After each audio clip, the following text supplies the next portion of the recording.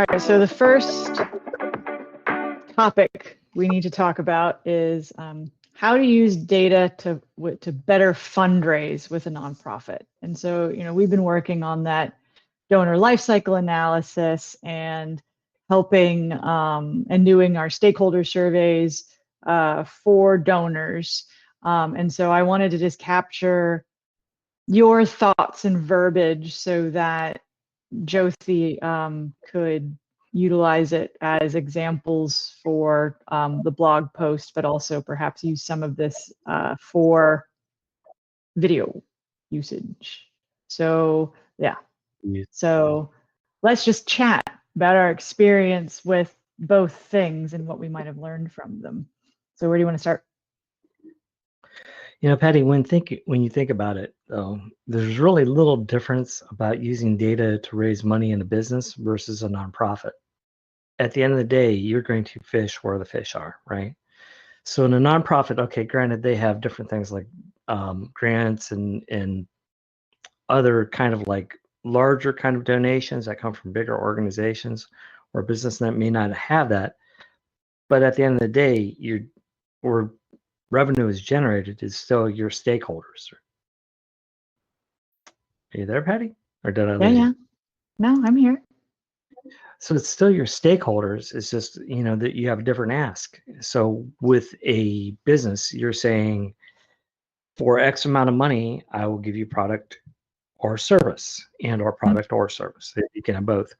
In a nonprofit, we're performing this service usually in the interest of a community, and for your donation or your contribution, we will continue to do this service. So that's really the distinction. But I think the ask is still the same. You'll have an ask where here you're asking for a product or service. With a nonprofit, you're asking for the product and or service to continue. And then for using data for the good of that, we actually have two really great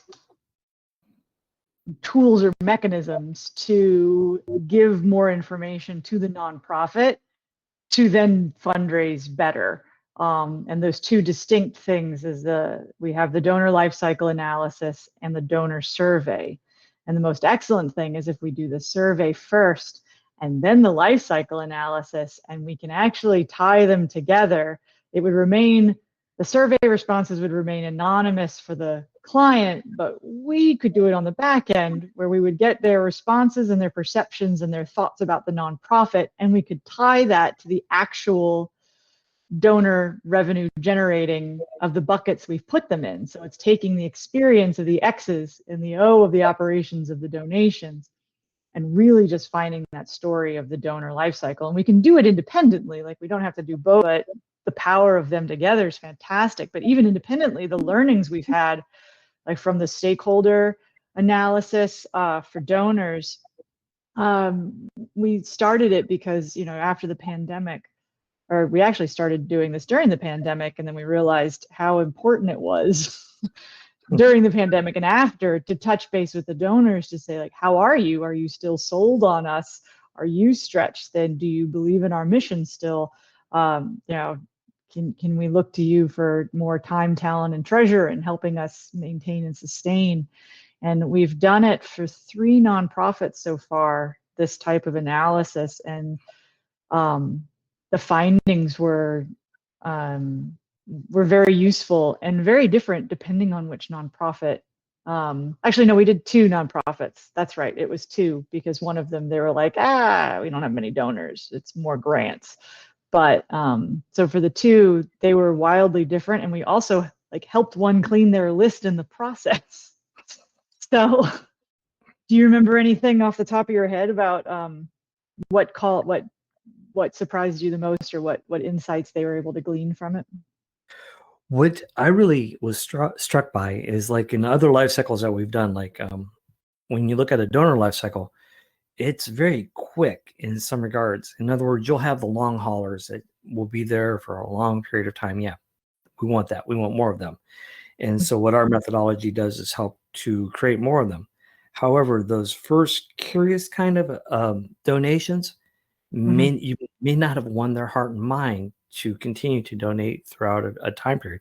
And that really struck me how steep the curve is between one donation and making a second donation. That is a huge drop off. And I think exploring that was one of the things that I really was struck by in looking at like how donors react to an organization. And I found it fascinating, especially like now, okay, when you know a little bit about the donor, and you kind of dig down into the segmentations of finding out, okay, what's unique about that donor? What's their persona that makes those who donate want to donate more? And I think building off of that is one of the biggest things that I've learned. What was your takeaway, Patti? What'd you get?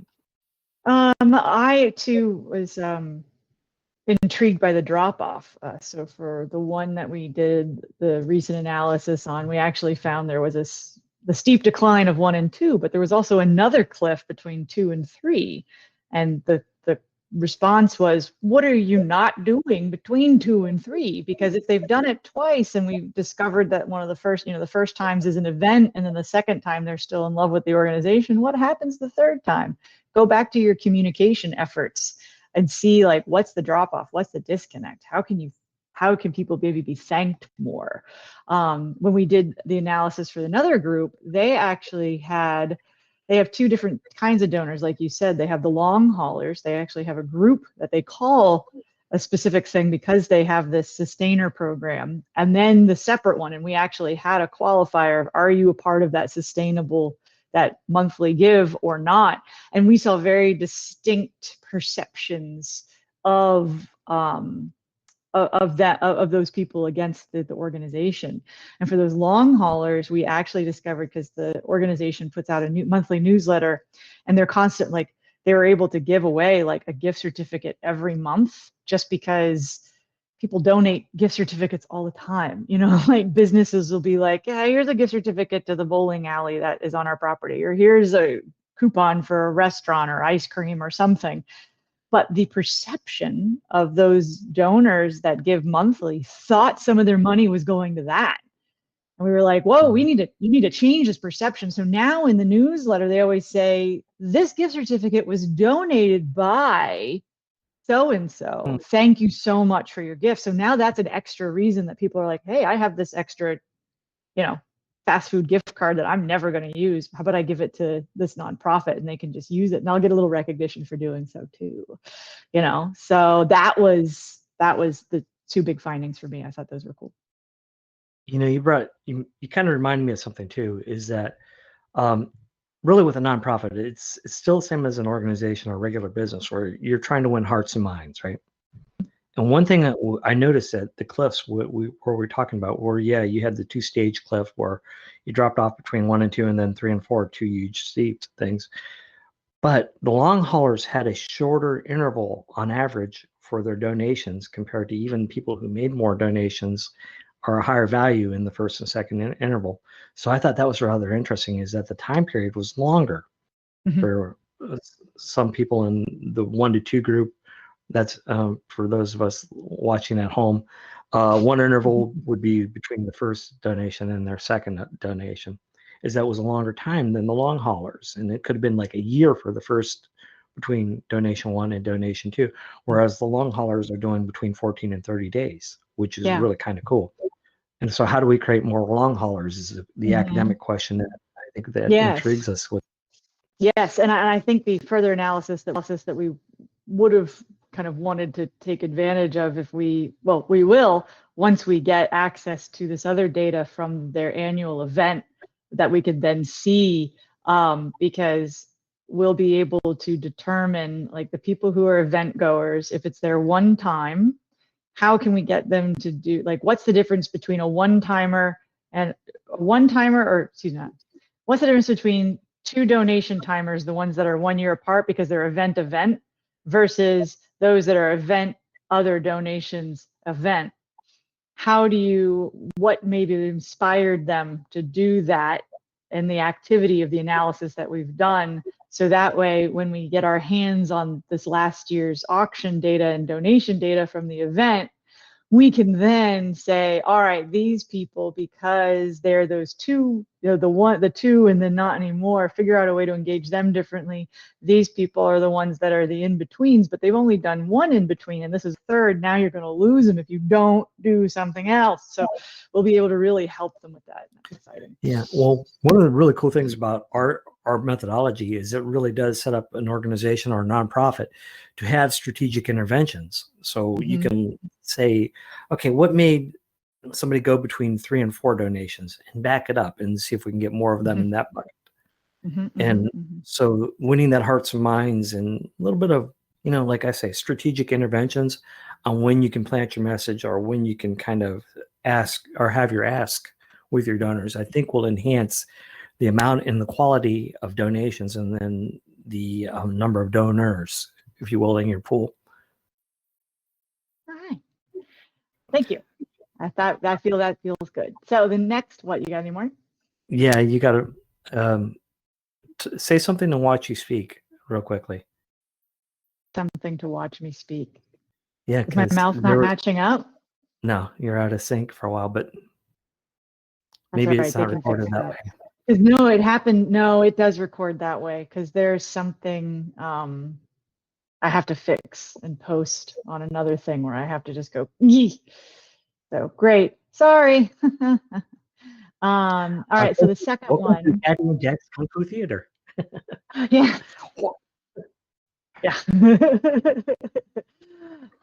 So how you didn't even move have... off at all for that. Oh no! Oh no! All righty. So next question, and take 2. Yeah. So the next is, how can we have nonprofit employees aligned to the North Star and fall in love with the nonprofit? So how can nonprofits keep from losing their workforce and attrition and through poaching or burnout? And so the idea is, we know, align it to their North Star and have them fall in love, but it also ties in with, we have a survey for that. We actually have a nonprofit employee survey that is a temperature check of how they are and how they're doing and what more they feel they might need in order to sustain themselves. And one of the questions we actually ask is, would you leave here for a similar paid job? And we've also done this 3 times with different nonprofits, and we've learned that some said yes. Like, oh, okay, let's figure out how to make them more happy and more engaged, right? It's interesting you mentioned that as like one of the factors is if you were to pay the nonprofit employee the same as their counterparts in the profit world, what would happen? I attended that event over at UCF, where it was about nonprofit fundraising, and the argument made by one of the presenters was, yes, pay that competitive wage. Why? You get the quality people in those positions. Not to say that the people that aren't there are quality, but they're likely to stay longer and be more vested with that, if you will, golden type of handcuff where they're not as easily poachable. But the argument goes is that by having that, you position the organization or the nonprofit itself to get more funding, more donations, because you have more continuity in your service offerings and the skill set that you have. You don't have as many, if you will, linchpins or that one critical person where a lot of people have shuffled in and out, and that one person has all the knowledge. Now you have that more diversified, and you have a stronger, more continuous pool of people by having that competitive wage. So I think that's a novel argument, that to pay them well, I think that does make absolute sense. And that's one thing that I think when we go a little bit farther into it, is we will see that the organizations that are doing better in raising donations, they have more competitive wages. I'm just thinking. That's a hypothesis. Take 2. Hypothesis, and I think we'll be able to prove it. Sure. No, I think that makes a lot of sense. Some other findings we found is that the tougher the topic that they're addressing, the more strained they can become. because they take This is on a true. lot of weight. And so there is a lot of extra effort that needs to go in by leadership to lighten the mood. Because while they're helping people with a very stressful situation or solving a very stressful problem, it still is a job, and they have to enjoy the process. So they have to understand, they have to become the hero to solve those problems, but they also need to be brought joy by outside support, supporting them to make it like a job, right? You know, Patty, we had done that study last year for a number of nonprofits where we looked at what was really engaging the employees. And it was really rather interesting is that just having that social interaction outside that stressful environment, how meaningful that was to the employees' well-being and their sense of that mission that they're on right now. And if you think about it, like during the pandemic, all the nurses, all the medical people jumped into the medical field, worked their butts off for 2 to 3 years, right? And as a result, there's a lot of attrition in the medical field now. People are leaving, burnout dumps.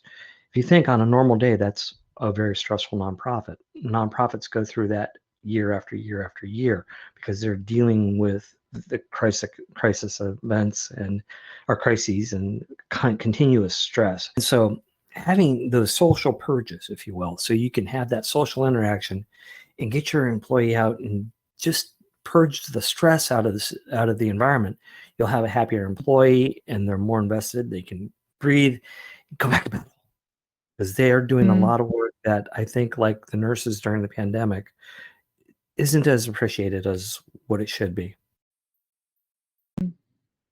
Definitely.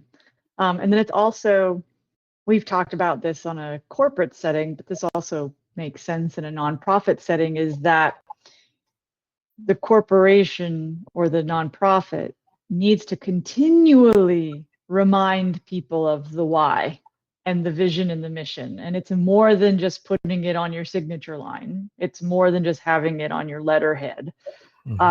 It's living it, breathing it, and then showcasing it all the time, because people tend to just forget. Their heads down, they're on their path, they're working away, and they lose the buy-in because they forget the overarching why. Why are we doing this? And so it needs to be like, everybody needs to just memorize it to their core, but it needs to be talked and communicated all the time in different ways, in different arenas, in different media, in different context, in different conversations. Like the leadership from the top down always needs to be expressing what the mission and the North Star is, or else it gets lost.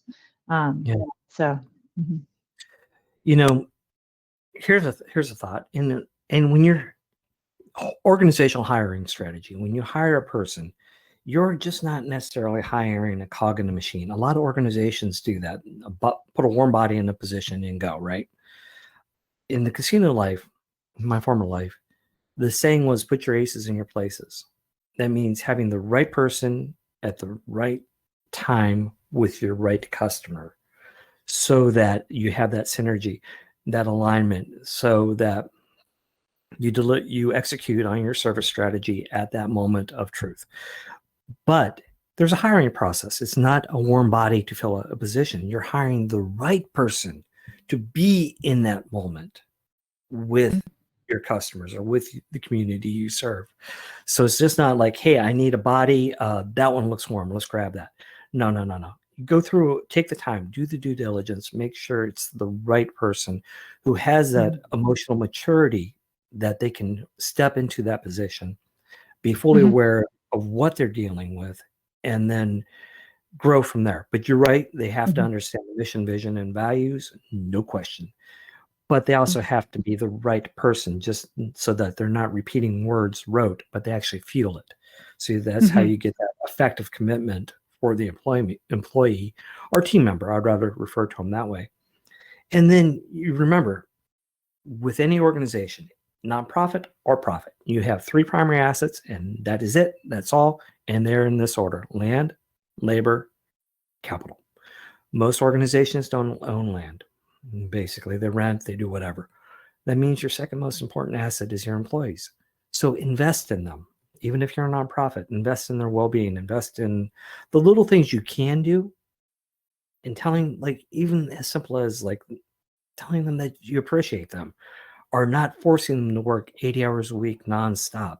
Make sure that you give them the downtime so that they can regroup and recenter themselves, so they can be the best person to be the right person at the right time with the right client. Mm-hmm. Yeah, I've been rereading Good to Great by Jim Collins. I mean, it's pretty old, but still mind blowing. On They analyzed a ton of companies from the 70s to 2000 and tried and found companies that were good and went to great because of some shift. But one of the shifts are the right people on the bus. And it's, you have to have, like you said, the right people on the right seats on the bus. And then if you have them on the right seats, you can decide where you're going to go. Mhm. And the thing is that you can shift where you're going to go because you're not selling anybody on the go. You're selling them on the opportunity to be involved in greatness and the opportunity to be in a seat that lights them up, that they feel fairly compensated for, that is their genius, that they are excited to be a part of every day. And they're around all the other people that are happy and shiny too about the fact that they're on the bus and they're on the right seat. That you can even, like some of these companies in the Good to Great, they like got rid of half a division, but they kept the aces and put them in better places. And nobody was upset because they were like, no, this is fantastic. We're enjoying ourselves immensely getting to do this. Yes, it was weird that like the paper company, closed all the paper mills, but they went to consumer products, and then there you go. That they rivaled against Procter and Gamble. So even with nonprofits, like you said, you get the right people in that have the right passion, and you're putting them in the right spots, and don't feel nervous about moving people around just to see where people might be even shinier. And then you can go in any direction you want. You can bring on something, close something, change something, add something. Like they'll be supportive and behind you 100% all the time. That's a great point. One company that always impressed me, I remember reading about it way back in school, was SAS. And what struck me about SAS is that their average retention of an employee was like 3 times longer than the market. Say the market was 3 years, they were floating between 9 and 12 years on average, depending on the position. And why? Is that they invested in the employee. No employee, none, were allowed to work more than 40 hours a week. They felt that the best employee was the employee that had that regenerative time and space to take care of their personal life, and they had to take their vacations. No negotiation. No, you get this much vacation time. We will see you. You're covered. You're good. So try to avoid those situations where you have the one person that's carrying the whole load for everybody, or basically packing the bus for one person, and kind of diversify it so that you have more people that can carry that weight or fill the seats in the bus. And that way everybody is better off, because everybody can have that moment to be a human, if you will, and not feel Or like yeah, our plug for ourselves. Sorry to interrupt, because you got me very excited to give a plug for ourselves as to this, is that sometimes it is cost prohibitive to add another human on the bus, because you have the salary, the benefits, and everything. Like, not every nonprofit needs a full-time data analyst, but a data analyst's brain is not cheap, and they can get bored if you're not giving them the right work for what they wanted to do.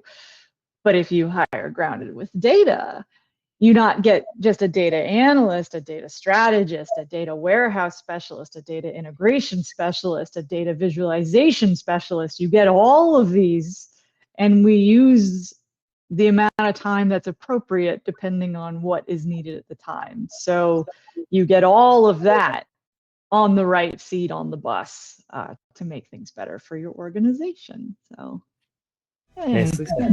Nicely thank said. you.